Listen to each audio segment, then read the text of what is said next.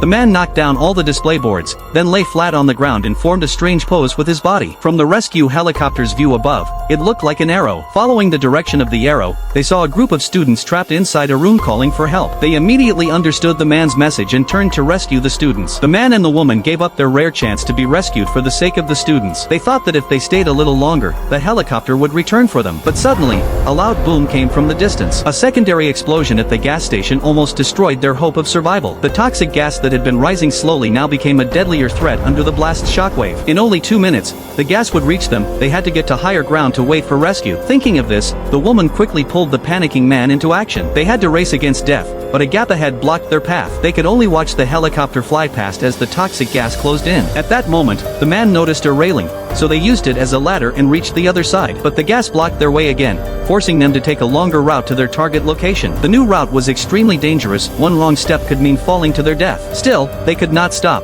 because this was their only chance to survive. Fortunately, nothing happened along the way, and they finally reached the rooftop closest to the tall building. But when they reached the railing, their will to escape vanished in an instant. There was no path ahead. The tall building was close, but the space in between was wide and empty, with nowhere to land. They looked at each other, completely broken, and tears streamed down their faces. Just as they were ready to accept death, a drone appeared, followed by more drones. It turned out their actions had been live-streamed, and the whole country was watching in suspense. The drones hooked a safety rope onto a steel pipe of the building across from them. They slid forward along the rope, but the slope was too shallow, and they stopped in the middle. Even worse, the safety rope was not secured properly and could come loose at any moment. With no other option, the woman pulled out pliers and cut the rope. In an instant, they swung like on a giant swing toward the opposite building. The next second, the rope slipped free. Without support, they fell straight from the 40th floor. When the helicopter arrived, only the broken rope remained, and people thought the worst had happened. But when the helicopter returned, they saw someone standing on top of the tower crane, waving fireworks as a signal.